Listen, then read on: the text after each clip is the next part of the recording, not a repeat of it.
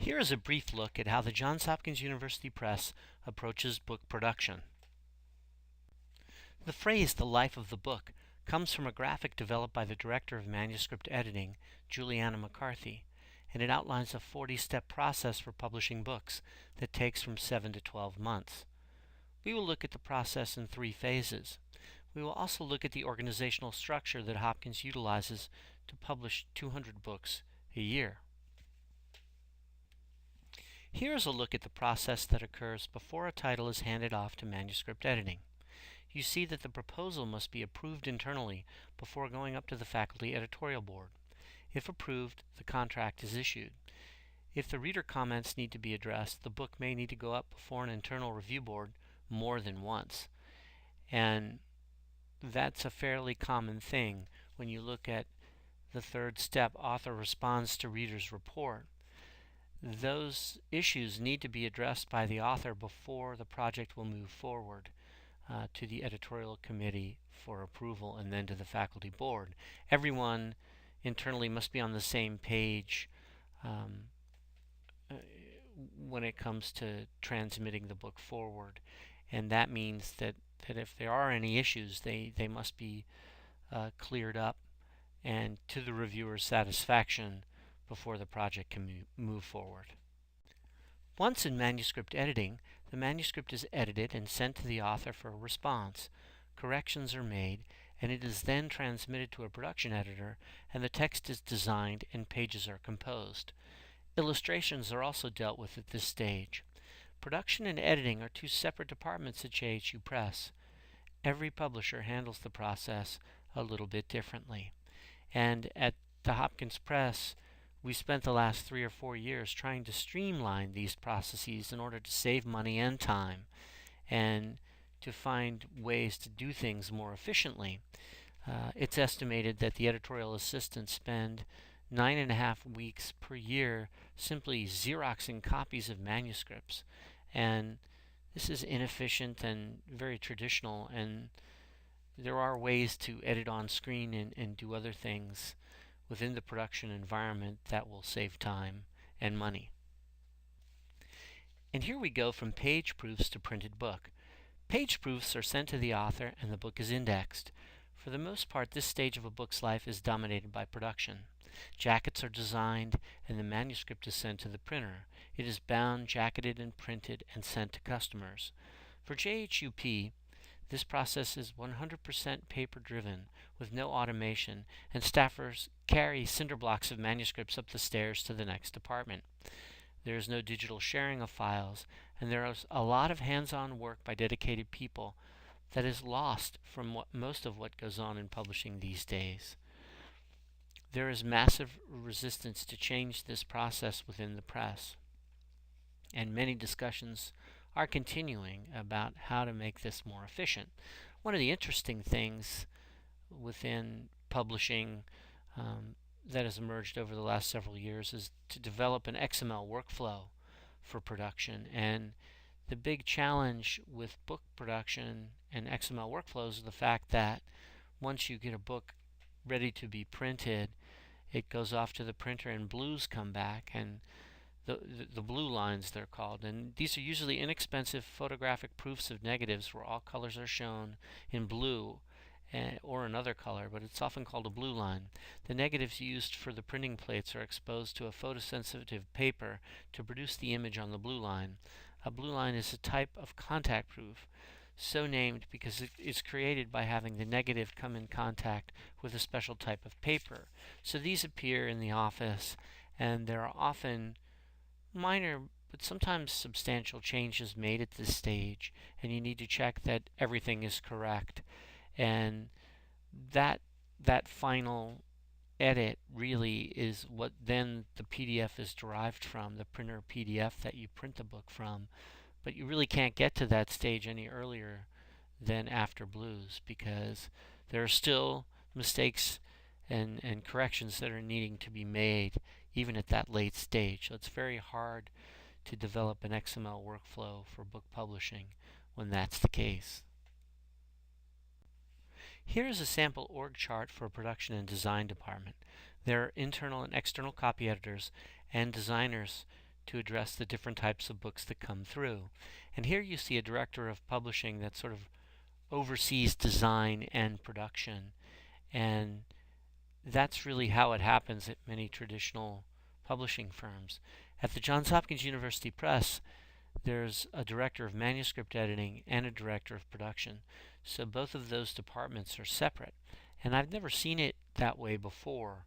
And I think that you're able to get more efficiencies out of having a director of production who oversees the whole process, because if you have a design group and you have a manuscript editing group, you have turfs and territories that are wanting to be protected instead of one unified entity getting these books through production.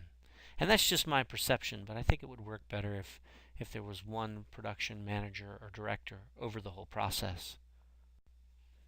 These publishing professionals are the unsung heroes of a publishing company. At the American Society for Training and Development, I soon discovered that authors loved working with my production department, and I began to stress that in my acquisition efforts. They took the time that commercial firms could not afford to do, and this paid off for us. This was the story that we told. This was what made us better and actually helped in acquisitions. You're only as good as your production department, and oftentimes these editors will save you. Great covers are game changers when it comes to selling a book. Most situations are challenging. Nothing ever goes as planned in the production arena, and the ability to arrive at solutions is critical. This slide is fairly straightforward. One of the trends we identified early on is that editorial is becoming more of a project management exercise where not as much author handholding can take place, and many firms, especially large publishing firms, have outsourced these functions to either overseas or to book packagers or to other entities, maybe freelance editors. And that relationship between the author and the production department is, in my mind, not as robust, because you don't have as much control over it. And the folks that work within your company are really vested in the success of that project, and you're able to control that relationship much better when it's internal and not being outsourced. Here's an actual production schedule for a book about the sociological impact of the television show The Wire and how it relates to what is going on in America's cities. And this book really covers what went on in the season that dealt with Baltimore's city schools. And there were sociologists from Hopkins and other places who really followed these students and looked at outcomes and tried to figure out ways to better those outcomes. And these are the kinds of books that university presses do, and if we didn't have university presses or scholarly presses, we would never have content like this. And it's totally unique content that no one at commercial publishing houses would touch.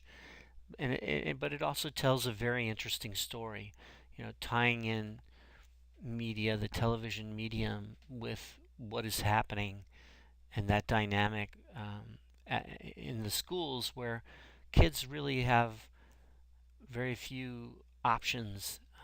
That the drug trade is very appealing because the schools are bad, the family situation is bad, and it's almost a natural progression for some of these kids to end up in the drug trade. And all of the stuff that's being done to try to stop that or to study that is what this book deals with. And here you see the actual dates when the manuscript was sent to production, the composition. It starts in January of 2012 and it ends in July. So this one is about a 7-month cycle.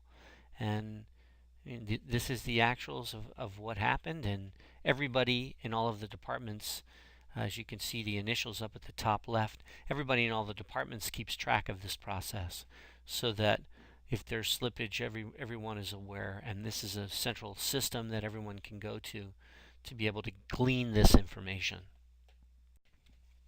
A few months ago, an editor called me into his office and showed me this picture.